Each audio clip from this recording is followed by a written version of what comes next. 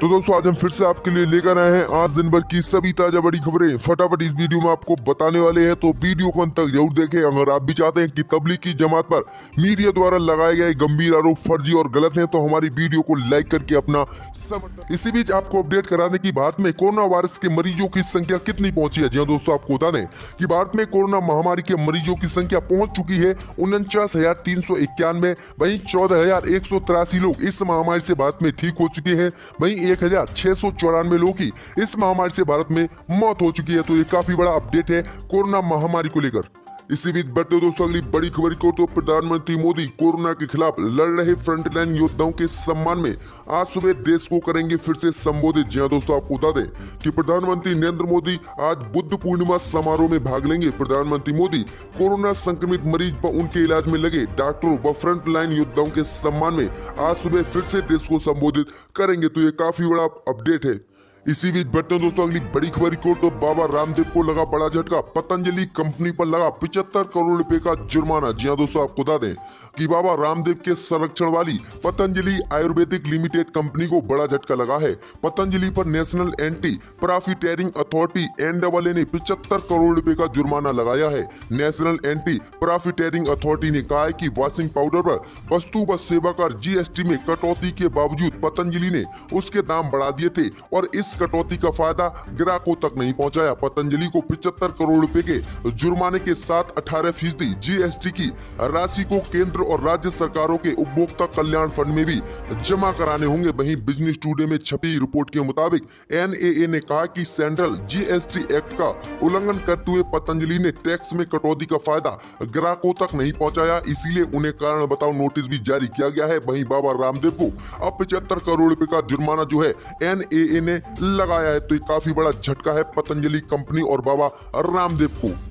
इसी बीच बढ़ते हैं दोस्तों अगली बड़ी खबर को, तो दिल्ली सरकार ने दिए क्वारंटीन पूरा करने वाले 4,000 तबलीगी सदस्यों को छोड़ने के आदेश। जी हाँ दोस्तों, आपको बता दें कि दिल्ली की केजरीवाल सरकार ने तबलीगी जमात के उन 4,000 सदस्यों को छोड़ने के आज आदेश दिए हैं जिन्होंने क्वारंटीन सेंटर में आवश्यक अवधि पूरी कर ली है। इसके साथ ही दिल्ली सरकार ने कहा है कि जिन लोगों पर मामले दर्ज हैं उन्हें दिल्ली पुलिस की हिरासत में भेजा जाएगा, जबकि जिन पर कोई मामला दर्ज नहीं है उन्हें उनके राज्य वापस भेजा जाएगा। जी हाँ दोस्तों, आपको बता दें कि PTI ने दिल्ली सरकार के हवाले से बताया है कि मरकज मामले में जिन लोगों के नाम मुकदमे दर्ज हैं और जांच के लिए जिनकी आवश्यकता है, तबलीगी जमात के उन सभी सदस्यों को दिल्ली पुलिस की हिरासत में भेजा जाएगा। दिल्ली सरकार ने बताया है कि तबलीगी जमात के जिन सदस्यों की मरकज मामले में जांच के लिए कोई आवश्यकता नहीं है उन्हें उनके राज्य वापस भेजा जाएगा। बता दें कि तबलीगी जमात के कई देशों सदस्य ने मार्च में निजामुद्दीन में आयोजित कार्यक्रम में हिस्सा लिया था, जिसमें कोरोना वायरस को लेकर जारी दिशा निर्देशों का उल्लंघन किया गया था। इसके बाद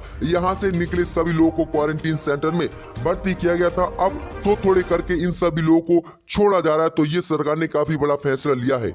इसी बीच बढ़ते दोस्तों अगली बड़ी खबर को, तो यूपी सरकार ने कोरोना वॉरियर्स की सुरक्षा के लिए नए कानून को दी मंजूरी। हमला करने पर अब होगी 6 महीने से 7 साल तक की सजा। जी दोस्तों, आपको बता दें कि कोरोना संकट के बीच कोरोना वॉरियर्स को मारपीट और दुर्व्यवहार से बचाने के लिए उत्तर प्रदेश की योगी सरकार ने सख्त कार्रवाई के लिए बुधवार को एक नए कानून को मंजूरी दे दी है। CM योगी आदित्यनाथ की अगुवाई में हुई कैबिनेट की बैठक में उत्तर प्रदेश लोक स्वास्थ्य एवं महामारी रोग नियंत्रण अध्यादेश 2020 कैबिनेट पास हो गया है। वहीं आपको बता दें कि इस नए कानून के तहत स्वास्थ्य कर्मियों, सभी पैरामेडिकल कर्मियों, पुलिस कर्मियों और स्वच्छता कर्मियों के साथ ही सरकार की ओर से तैनात किसी भी कोरोना वॉरियर से की गई मारपीट या दुर्व्यवहार पर 6 माह से लेकर 7 साल तक की सजा होगी। इसके साथ ही 50,000 से लेकर 5 लाख तक का जुर्माना भी पड़ेगा। इसके अलावा डॉक्टरों, सफाई कर्मियों, पुलिस कर्मियों या किसी अन्य कोरोना वॉरियर्स पर थूकने या गंदगी फैलाने पर भी इसी कानून के तहत कार्रवाई होगी। यहाँ तक कि आइसोलेशन तोड़ने वालों पर भी यही कानून लगाया जाएगा। इस कानून के अपराधों के लिए 2 साल से 5 साल तक की सजा का प्रावधान है, जबकि 50,000 से 2 लाख तक का जुर्माना भी देना होगा। तो उत्तर प्रदेश सरकार ने ये नया कानून बनाया है जो अब देश में आज से लागू हो गया है। इसी बीच बढ़ते हुए दोस्तों अगली बड़ी खबर की ओर, तो कच्चे तेल के दाम गिरने का फायदा, बीजेपी सरकार सूटकेस में भर लेती है प्रियंका गांधी का प्रधानमंत्री मोदी पर हमला। जी हां दोस्तों, आपको बता दें कि लॉकडाउन के चलते अंतरराष्ट्रीय बाजार में कच्चे तेल की काफी कीमतें घटी हैं, लेकिन कीमतें घटे होने के बावजूद भी केंद्र की मोदी सरकार ने मंगलवार रात को पेट्रोल और डीजल के दामों में वृद्धि कर दी है। केंद्र सरकार के इस फैसले पर कांग्रेस महासचिव प्रियंका गांधी ने निशाना साधा है। प्रियंका गांधी ने आरोप लगाया है कि मोदी सरकार बार बार एक्साइज ड्यूटी बढ़ाकर सारा फायदा अपने सूटकेस में भर लेती है। प्रियंका गांधी ने ट्वीट करते हुए लिखा कि कच्चे तेलों के दामों में भारी गिरावट का फायदा जनता को मिलना चाहिए, लेकिन भाजपा सरकार बार बार एक्साइज ड्यूटी बढ़ाकर जनता को मिलने वाला सारा फायदा अपने सूटकेस में भर लेती है। गिरावट का फायदा जनता को मिल नहीं रहा है और जो पैसा इकट्ठा हो रहा है उससे भी मजदूरों की, मध्यम वर्ग की, किसानों की और उद्योगों की मदद नहीं कर रही है मोदी सरकार। आखिरकार मोदी सरकार इस पैसे का इकट्ठा करके क्या करेगी? तो ये काफी बड़ा हमला बोला है प्रियंका गांधी ने प्रधानमंत्री मोदी पर पेट्रोल और डीजल पर दाम बढ़ाने को लेकर। इसी बीच बढ़ते दोस्तों अगली बड़ी खबर की ओर, तो अहमदाबाद में आज आधी रात के बाद से फल, सब्जी, किराना की दुकानें 15 मई तक बंद, स्थानीय प्रशासन का फैसला। जी हां दोस्तों, आपको बता दें कि गुजरात के अहमदाबाद में आज आधी रात के बाद फल, सब्जी, किराना की दुकानें 15 मई तक बंद कर दी गई हैं। शहर में कोरोना के बढ़ते मामले को देखते हुए स्थानीय प्रशासन ने ये फैसला लिया है। इस दौरान सिर्फ दूध और दवाइयों की दुकानें ही खुल सकेंगी। अहमदाबाद में कोविड-19 के 291 नए मामले सामने आने से राज्य में कुल मामले बढ़कर 4,735 हो गए हैं। वहीं 25 और मरीजों की मौत होने से कोविड-19 से मरने वालों की संख्या बुधवार को बढ़कर 298 हो गई है। वहीं ये जानकारी स्वास्थ्य विभाग के एक अधिकारी ने दी है, जिसके तहत अब जो है राज्य में 15 मई तक जो है सारी दुकानें बंद रहेंगी, सब्जी, किराना वगैरह की। इसी बीच बढ़ते दोस्तों अगली बड़ी खबर की ओर, तो परिवहन मंत्री गडकरी ने कहा कि पब्लिक ट्रांसपोर्ट जल्द ही शुरू किया जाएगा। जी हां दोस्तों, आपको बता दें कि केंद्रीय मंत्री नितिन गडकरी ने बुधवार को वीडियो कॉन्फ्रेंसिंग के जरिए बस और car operators foundation of India के सदस्यों को संबोधित किया है। उन्होंने कहा कि गाइडलाइंस के साथ जल्द ही पब्लिक ट्रांसपोर्ट को शुरू किया जाएगा। सरकार इसी दिशा में काम भी कर रही है। उन्होंने कहा कि सरकार ऐसी गाइडलाइन तैयार कर रही है जिसके आधार पर सोशल डिस्टेंसिंग का पालन करते हुए पब्लिक ट्रांसपोर्ट का उपयोग किया जा सके। इस दौरान ये ध्यान रखना जरूरी होगा कि कोरोना को फैलाने से रोकने के लिए सरकार द्वारा उठाए गए कदमों का किसी तरह से उल्लंघन न हो। गडकरी ने कहा कि ट्रांसपोर्ट और हाईवे खोलने के लिए पब्लिक के बीच भरोसे को स्थापित करना होगा।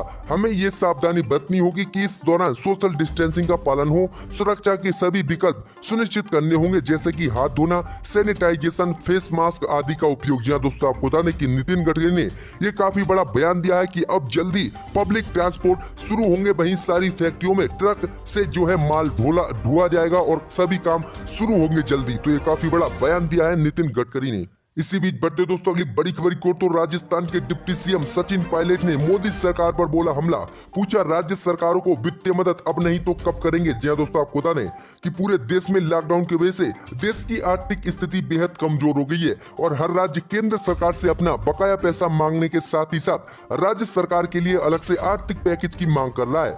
वहीं राजस्थान के डिप्टी सीएम सचिन पायलट ने इस मामले में कहा कि अन्य देशों की तुलना में भारत के केंद्र सरकार द्वारा प्रदान किए जाने वाली वित्तीय सहायता बेहद कम है। इसके साथ ही उन्होंने कहा कि नरेंद्र मोदी सरकार को चाहिए कि वो राज्य सरकारों और जरूरतमंदों के लिए जल्द पैकेज की घोषणा करे। अगर नरेंद्र मोदी सरकार अब मदद नहीं करेगी तो कब करेगी? इसी बीच बढ़ते दोस्तों अगली बड़ी खबर की ओर, तो हरियाणा के सीएम ने की अपील की प्रवासी कामगार हरियाणा छोड़कर न जाएं, मिलेगा हरियाणा में काम। जी हां दोस्तों, आपको बता दें कि हरियाणा के मुख्यमंत्री मनोहर लाल खट्टर ने उद्योगों में काम कर रहे प्रवासी कामगारों से राज्य से नहीं जाने की अपील दोहराई है। कहा है कि जिन इकाइयों को उत्पादों की अनुमति दी गई है वे वहां काम करना शुरू कर दें। मुख्यमंत्री ने कहा कि राज्य में कोरोना वायरस संक्रमण की स्थिति बेहतर है और प्रवासी कामगारों को कोई निर्णय लेने से पहले अपने गृह राज्य के हालात और हरियाणा के हालात के बीच तुलना कर लेनी चाहिए। खट्टर ने टेलीविजन पर जनता के नाम अपने संदेश में कहा कि मैं उद्योगों में काम करने वाले प्रवासी कामगारों से फिर से अपील करना चाहता हूं कि वे चिंता छोड़ दें। मैं उन्हें बताना चाहता हूं कि यहाँ स्थिति बेहतर है, रोजगार ठीक है, यहाँ का माहौल अच्छा है और कोविड-19 के हालात बेहतर हैं और सभी प्रवासी कामगार जो है हरियाणा से न जाएं और यहाँ पर जिन कंपनियों को काम करने की इजाजत दी गई है उन कंपनियों में अपना काम करें और मैं इन सभी प्रवासी मजदूरों के साथ हूं। तो ये काफी बड़ी अपील की है जो है सीएम खट्टर ने। इसी बीच बढ़ते दोस्तों अगली बड़ी खबर की ओर तो दिल्ली सरकार के स्कूल में गर्मी की छुट्टी 11 मई से 30 जून तक बंद करने के आदेश। जी हां दोस्तों, आपको बता दें कि दिल्ली सरकार ने सरकारी एवं सरकार से सहायता प्राप्त स्कूलों में 11 मई से 30 जून तक ग्रीष्म अवकाश की घोषणा की है। अधिकारियों ने बुधवार को ये जानकारी दी है। सरकार ने ये स्पष्ट किया है कि कोविड-19 संक्रमण के कारण पैदा हुए हालात की वजह से अवकाश संबंधित किसी भी गतिविधि के लिए छात्रों को स्कूल नहीं बुलाया जाएगा। कोविड-19 संक्रमण के कारण स्कूल पिछले करीब 1.5 महीने से बंद है। शिक्षा निदेशालय में एक वरिष्ठ अधिकारी ने कहा कि सरकारी एवं सरकार से सहायता प्राप्त स्कूलों में 11 मई से 30 जून तक ग्रीष्म अवकाश रहेगा। कोविड-19 वैश्विक महामारी के मद्देनजर ग्रीष्मकालीन अवकाश के दौरान किसी भी प्रकार की शिक्षण गतिविधि के लिए छात्रों को स्कूल नहीं बुलाया जाएगा। तो ये काफी बड़ा सरकार ने फैसला लिया है कि 11 मई से 30 जून तक दिल्ली के सभी स्कूलों में पढ़ाई नहीं की जाएगी और छुट्टी रहेगी, छात्रों को स्कूल में नहीं बुलाया जाएगा।